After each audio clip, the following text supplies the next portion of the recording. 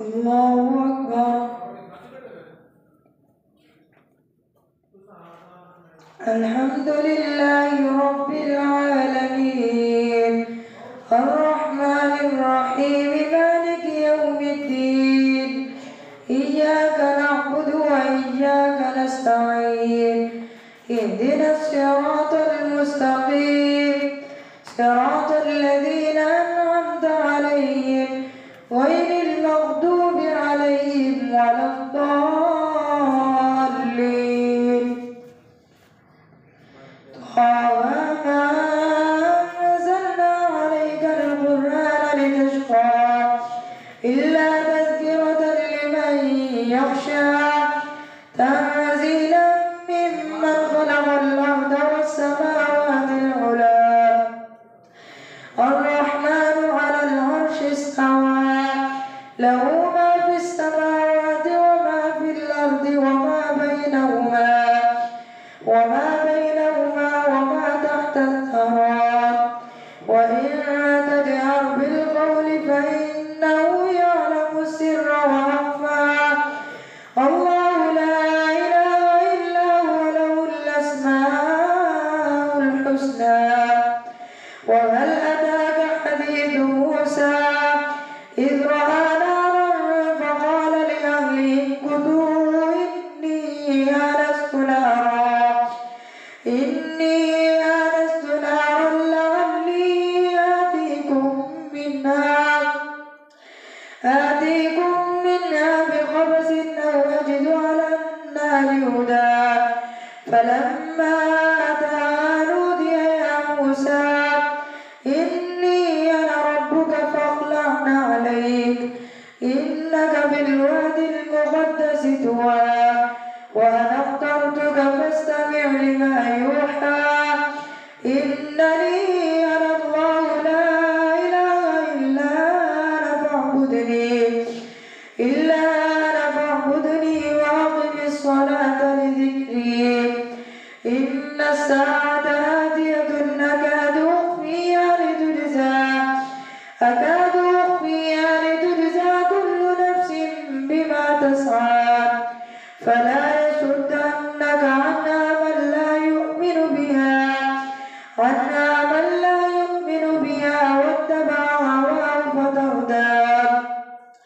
وما تلك بيمينك يا موسى قال هي عصاي أتوكأ عليها وأهش بها على غنمي ولي فيها مآرب أخرى قال ألقها يا موسى فألقاها فإذا هي حية تسعى قال خذها ولا تخف سنعيدها سيرتها الأولى واضمم يدك إلى جناحك تخرج بيضاء من غير سوء آية أخرى لنريك من آياتنا الكبرى اذهب إلى فرعون إنه طغى قال رب اشرح لي صدري ويسر لي أمري واحلل عقدة من لساني يفقهوا قولي واجعل لي وزيرا من أهلي هارون أشدد به أزري وأشركه في أمري كي نسبحك كثيرا ونذكرك كثيرا إنك كنت بنا بصيرا قال قد أوتيت سؤلك يا موسى ولقد مننا عليك مرة أخرى إذ أوحينا إلى أمك ما يوحى أن اقذفيه في التابوت فاقذفيه في اليم فليلقي اليم بالساحل يأخذ عدو لي وعدو له وألقيت عليك محبة مني ولتصنع على عيني إذ تمشي أختك فتقول هل أدلكم على من يكفله فرجعناك إلى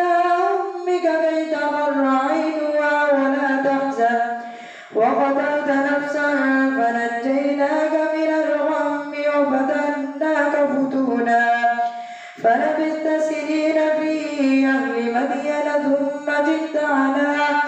ثم جئت على قدري يا موسى واصطنعتك لنفسي اذهب أنت وأخوك بآياتي ولا تنيا في ذكري اذهبا إلى فرعون إنه طغى فقولا له قولا لينا لعله يتذكر أو يخشى قالا ربنا إننا نخاف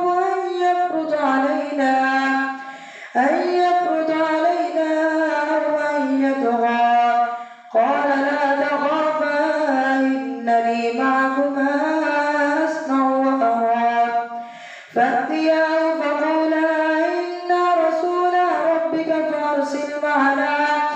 فأرسل معنا بني إسرائيل ولا تعذبهم قد جئناك بآية من ربك والسلام على من اتبع الهدى إنا قد أوحي إلينا أن العذاب على من كذب وتولى قال فمن ربكما يا موسى قال ربنا الذي أعطى كل شيء خلقه ثم هدى قال فما بال القرون الأولى قال علمها عند ربي في كتاب لا يضل ربي ولا ينسى الذي جعل لكم الأرض مهدا وسلك لكم فيها سبلا وأنزل من السماء ماء فأخرجنا به أزواجا من نبات شتى كلوا وارعوا أنعامكم إن في ذلك لآيات لأولي النهى منها خلقناكم وفيها نعيدكم ومنها نخرجكم تارة أخرى ولقد أريناه آياتنا كلها فكذب وأبى قال أجئتنا لتخرجنا من أرضنا بسحرك يا موسى فلنأتينك بسحر مثله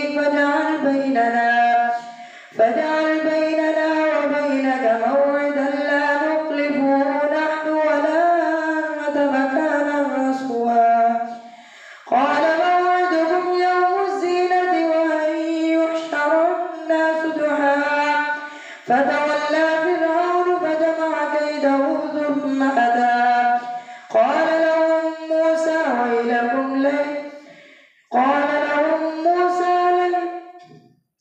قال لهم موسى ويلكم لا تفتروا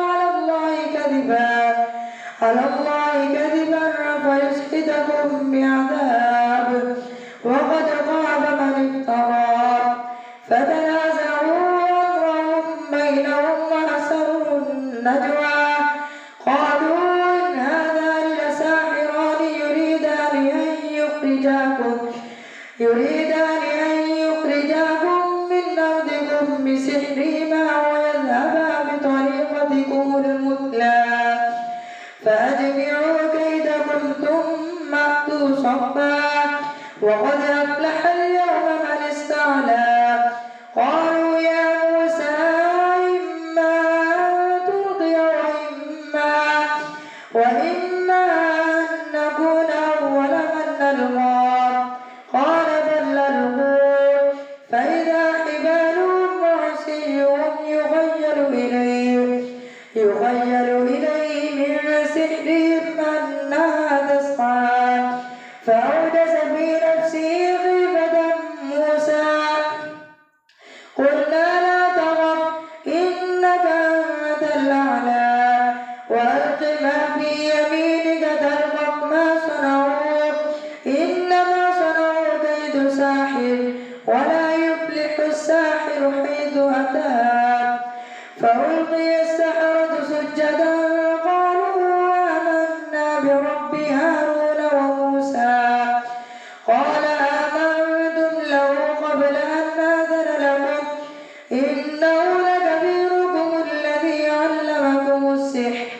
فلأقطعن أيديكم وأرجلكم من خلاف ولأصلبنكم في جذوع النخل ولتعلمن أينا أشد عذابا وأبقى.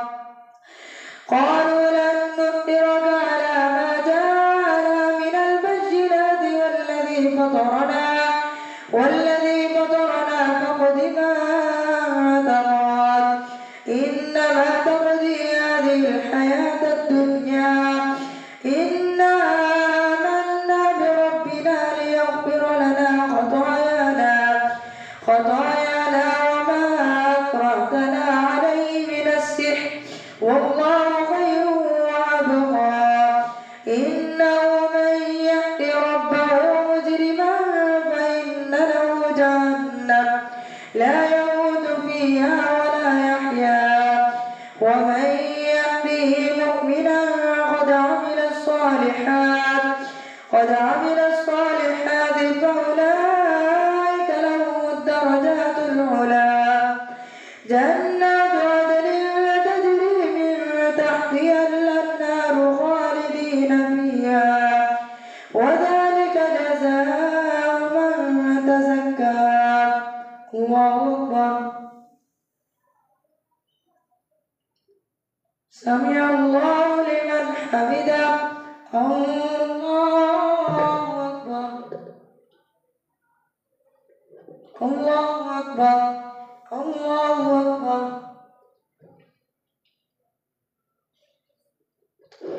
الله أكبر. الحمد لله رب العالمين الرحمن الرحيم مالك يوم الدين إياك نعبد وإياك نستعين اهدنا الصراط المستقيم صراط الذين أنعمت عليهم غير المغضوب عليهم ولا الضالين.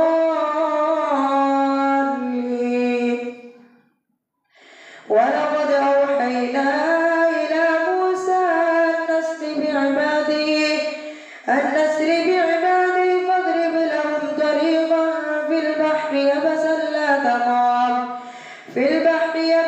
لا تخاف دركا ولا تخشى فأتبعهم فرعون بجنوده فغشيهم من اليم ما غشيهم وأضل فرعون قومه وما هدى. يا بني إسرائيل قد نجيناكم من عدوكم ووعدناكم جانب الطور الأيمن ونزلنا عليكم المن والسلوى. كلوا من طيبات ما رزقناكم ولا تطغوا فيه فيحل عليكم غضبي ومن يحلل عليه غضبي فقد هوى. وإني لغفار لمن تاب وآمن وعمل صالحا ثم اهتدى. وما أعجلك عن قومك يا موسى قال هم أولئك على أثري وعجلت إليك رب لترضى. قال فإنا قد فتنا قومك من بعدك وأضلهم السامري. فرجع موسى إلى قومه غضبان آسفا قال يا قوم ألم يعدكم ربكم وعدا حسنا أفطال عليكم العهد أم أردتم أن يحل عليكم غضب من ربكم فأخلفتم موعدي. قالوا ما أخلفنا موعدك بملكنا ولكننا حملنا أوزارا من زينة القوم فقذفناها فكذلك ألقى السامري. فأخرج لهم عجلا جسدا له خوار فقالوا هذا إله أفلا يرون ألا يرجع إليهم قولا ولا يملك لهم ضرا ولا نفعا ولقد قال لهم هارون من قبل يا قوم إنما فتنتم به وإن ربكم الرحمن فاتبعوني وأطيعوا أمري قالوا لن نبرح عليه عاكفين حتى يرجع إلينا موسى قال يا هارون ما منعك إذ رأيتهم ضلوا ألا تتبعني أفعصيت أمري قال يا ابن أم لا تأخذ بلحيتي ولا برأسي إني خشيت أن تقول فرقت بين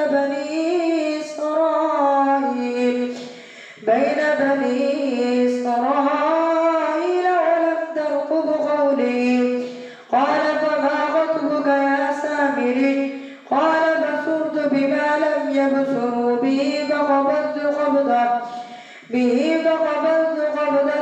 من أثر الرسول فنبذتها وكذلك سولت لي نفسي قال فاذهب فإن لك في الحياة أن تقول لا مساس وإن لك موعدا لن تخلفه وانظر إلى إلهك الذي ظلت عليه عاكفا لنحرقنه ثم لننسفنه في اليم نسفا إنما إلهكم الله الذي لا إله إلا هو وسع كل شيء علما كذلك نقص عليك من أنباء ما قد سبق وقد آتيناك من لدنا ذكرا قال بصرت بما لم يبصروا به فقبضت قبضة من أثر الرسول فنبذتها وكذلك سولت لي نفسي قال فاذهب فإن لك في الحياة أن تقول لا مساس وإن لك موعدا لن تخلفه وانظر إلى إلهك الذي ظلت عليه عاكفا لنحرقنه ثم لننسفنه في اليم نسفا إنما إلهكم الله الذي لا إله إلا هو وسع كل شيء علما كذلك نقص عليك من أنباء ما قد سبق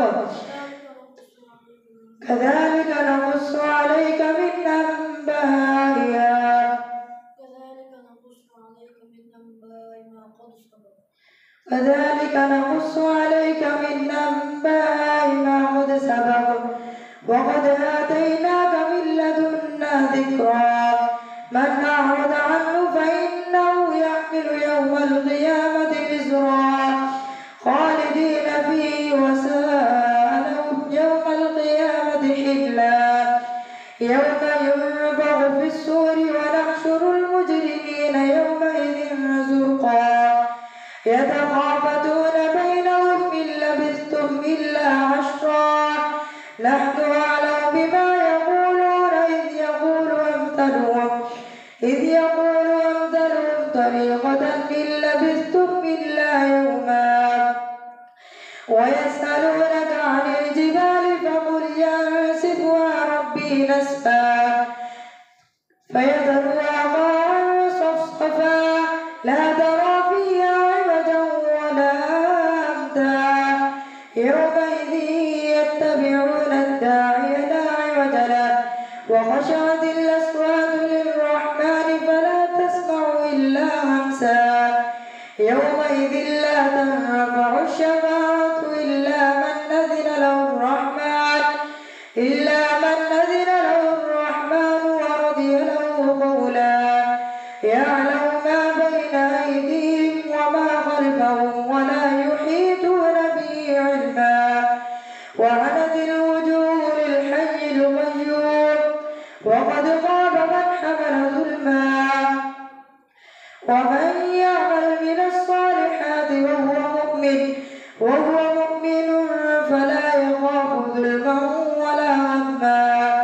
وكذلك أنزلناه قرآنا عربيا وصرفنا فيه من الوعيد لعلهم يتقون أو يحدث لهم ذكرا. فتعالى الله الملك الحق ولا تعجل بالقرآن من قبل أن يقضى إليك وحيه وقل رب زدني علما. ولقد عهدنا إلى آدم من قبل فنسي ولم نجد له عزما. وإذ قلنا للملائكة اسجدوا لآدم فسجدوا إلا إبليس أبى. فقلنا يا آدم إن هذا عدو لك ولزوجك فلا يخرجنكما من الجنة فتشقى. إن لك ألا تجوع فيها ولا تعرى وأنك لا تضمع فيها ولا تضحى. فوسوس إليه الشيطان قال يا آدم هل أدلك على شجرة الخلد وملك لا يبلى. فأكلا منها فبدت لهما سوآتهما وطفقا يخصفان عليهما من ورق الجنة. وعصى آدم ربه فغوى ثم اجتباه ربه فتاب عليه وهدى. قال اهبطا منها جميعا بعضكم لبعض عدو فإما يأتينكم مني هدى فمن اتبع هداي فلا يضل ولا يشقى. ومن أعرض عن ذكري فإن له معيشة ضنكا ونحشره يوم القيامة أعمى. قال رب لم حشرتني أعمى وقد كنت بصيرا. قال كذلك أتتك آياتنا فنسيتها وكذلك اليوم تنسى. وكذلك نجزي من أسرف ولم يؤمن بآيات ربه ولعذاب الآخرة أشد وأبقى. أفلم يهد لهم كم أهلكنا قبلهم من القرون يمشون في مساكنهم إن في ذلك لآيات لأولي النهى. ولولا كلمة سبقت من ربك لكان لزاما وأجل مسمى. فاصبر على ما يقولون وسبح بحمد ربك قبل طلوع الشمس وقبل غروبها ومن آناء الليل فسبح وأطراف النهار لعلك ترضى. ولا تمدن عينيك إلى ما متعنا به أزواجا منهم زهرة الحياة الدنيا لنفتنهم فيه ورزق ربك خير وأبقى. وأمر أهلك بالصلاة واصطبر عليها لا نسألك رزقا نحن نرزقك والعاقبة للتقوى. وقالوا لولا يأتينا بآية من ربه أولم تأتهم بينة ما في الصحف الأولى. ولو أنا أهلكناهم بعذاب من قبله لقالوا ربنا لولا أرسلت إلينا رسولا فنتبع آياتك من قبل أن نذل ونخزى. قل كل متربص فتربصوا فستعلمون من أصحاب الصراط السوي ومن اهتدى. الله أكبر.